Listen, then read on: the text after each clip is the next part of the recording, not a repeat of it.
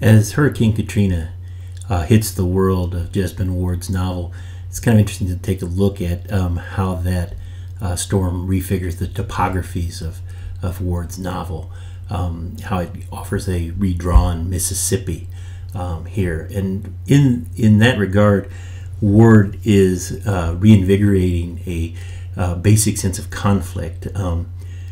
Perhaps earlier on in grade school or high school, you talked about the different kinds of conflict that are present within a story, the human versus human, human versus self. And one that is kind of reinvigorated in this novel is the human world versus the non-human world, or human versus nature. This has also been refigured in a recent novel by Richard Powers, The Overstory, where he thinks about the world of trees and the human impact upon the forests of North America and the levels of conflict that are present in that. But in our novel, Salvage the Bones here, Katrina offers another sense of that human world versus the non-human world. And it all begins at the end of day 9 in the novel, where Esh notes that the day goes cloudy and stays, and the hurricane approaches. Within that hurricane, Esh notes that maybe Daddy is right, maybe Katrina is coming for us, and it kind of personalizes the conflict on a certain level, where Esh feels herself in conflict with the storm. She's called it up. She feels perhaps feeling that sense of righteous rage that she gets from reading Medea. But the storm itself becomes an outside force that she has to contend with, and her family has to contend with. It becomes a Category 5 storm on day 10. It makes it catastrophic. And as that happens, she recalls the stories of other storms that have hit Mississippi. The story that her mother had told her about Hurricane Camille from 1969. This is on page 218 near the top. During Elaine, another storm, Randall and Daddy had slept. Skeeta had sat on the other side of Mama opposite me, and she told us about the big storm when she was little, the legend, Camille. She said Mother Elizabeth and Papa Joseph's roof was ripped off the house. She said the smell afterward was what she remembered most clearly, a smell like garbage set to rot, seething with maggots in the hot sun. She said the newly dead and the old dead littered the beaches, the streets, the woods. She said Papa Joseph found a skeleton in the yard, gleaming, washed clean of flesh and clothing, but she said it still stank like a bad tooth in the mouth. She said that Papa Joseph never took the remains down to the church, but carried it in an oyster sack out into the woods. She thought he buried the bones there. She said she and Mother Elizabeth walked miles for water from an artesian well. She said she got sick, and most everybody did, because even then the water wasn't clean, and she had dreamed that she could never get away from water because she couldn't stop shitting it or pissing it or throwing it up. She said that there would never be another like Camille, and if there was, she didn't want to see it. There's a sense like this: how you survive a great storm or great calamity. Whether that's a flood, a blizzard, a thunderstorm or tornado, heat wave, and how that sets up stories, of survival, and that reflect that sense of how the human world comes into conflict with the non-human world. And Esh feels this deep down inside of her, this water, and whether she'll be able to endure it. She does this in various ways, right? By kind of conflating Katrina and Medea stories here. Katrina screams, "I've been waiting for you," on page 230, and the sound of the storm approaching kind of for Esh echoes Medea's wail after Jason's death. And as the storm hits, she feels a sense that it's like hearing a million daddies backing away from the table after eating on 239, that the storm is a devouring force, that the storm makes things happen that had never happened before, that it twists the world, it undoes the basic laws of the universe for Esh, and in the end the storm leaves them to salvage a life in the fragments that are left. Note how the storm's world is very different from the the human world that it approaches. As the storm approaches, Daddy makes the comment as they prepare a checklist and begin to gather the things necessary to survive it. He says, we make do with what we got, always have, and always will. So it's a sense of preparedness, a sense of endurance that Daddy has from surviving previous storms.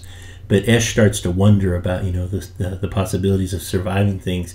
Before the storm, she and Skeeter are out in the woods, and she notes that there is only us, the woods, as she feels the animals leaving and relocating in advance of the storm.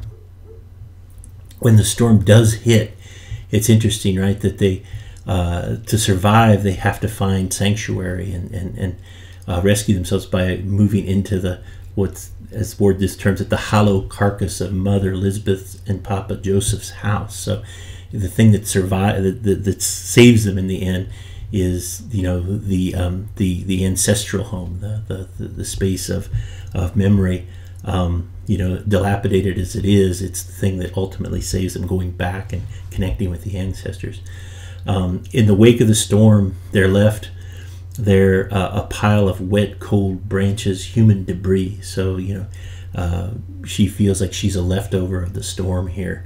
And as they go into town to seek help and to see how the storm has impacted the town, the displaced people there are waiting for someone to pick them up.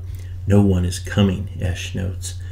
So it's an abandoned space, even there, for her. When you think about the world that's left over from the storm, it's really interesting. Perhaps you compare it to another Southern writer like William Faulkner, who depicts a world that is unmade by warfare, in The Unvanquished, or worlds that are marked by disintegrating culture and change. Ward's world and Ward's Mississippi here has been unmade by the storm, by Katrina, by the storm surge depicted here, as well as, in a sense, it's almost like a mythical great flood that hits this world. A topography that's defined by water that's been that's been unloosed. As the storm comes, Esh notes, signs of its coming. When she's riding in the car taking Daddy to the hospital after he's cut off his fingers, she notes the smell of blood like the Gulf when the tide's low. Like she feels the closeness of the waters even then. And then as the storm nears, and she and Skeeter in the woods, she notes that there's no chattering squirrels here, right? And I don't know where they've gone. So the animals are beginning to leave the space in advance of the storm. As the storm hits, she reflects back into Medea's world, right? The world of mythic Greece. There's this great moment in the novel in 216 where she's on the toilet and she hears the storm, and she reflects it. In ancient Greece, water meant death. Thinking about Medea's story, that the water is a sign of chaos and water is a space that devours life. On the toilet, she says, I heard clanking, the storm kicking up and the storm beginning to do its damage. This reminds Esh, as she hears the storm in its throes, she's reminded of when Junior was born. It reminds her of, quote, Mama's moans, a body that can't hold itself together. So that full sense of the destruction of the storm and the undoing of the human world is present for Esh as Katrina hits, both in the physical sense and in the mythic sense. In the end, it's water, she says, as the house begins to come apart around them. And it's the house becomes unmade, the world becomes unmade, and it's a return to chaos, much like the Genesis stories in the Hebrew Bible or the Christian Old Testament of the flood of Noah, where the water comes not only out of the skies, but the water comes up from under the earth. Similarly here, the water comes up through the floorboards of the house, and the house begins to disintegrate, and they have to escape to the attic. And you just note the details as the water appears, right? she reflects, it's water, it's coming in the house, a lake growing in the yard, it's coming for us. Between the trees, it is a boat that we see. It's not a boat though, it's Daddy's truck, and Daddy begins to laugh. So it's like this moment of madness that, you know, that Daddy has when the world starts to come apart, and he sees his truck moving like a boat across the gathering waters, and the family has to escape to the attic and then ultimately on to the ancestral home. And there's the terror of this is reflected at, near the end of the survival chapter, and this is on 235, near the bottom of the page, about 2/3 of the way down the page. Note this, and this is where Skeeta is calling to China, who has disappeared in the waters.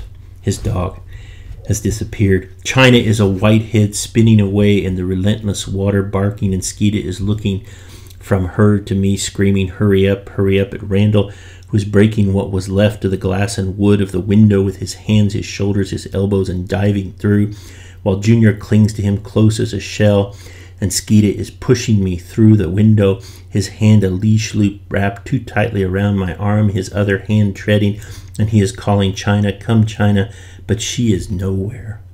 And Daddy is swimming and sinking and jerking toward us, his bad hand flashing, and he is through the window, and we are all struggling, grabbing at walls, at broken cabinets, at wood, until Randall stretches his way up to the open ceiling and hauls himself and Junior into the half-eaten attic.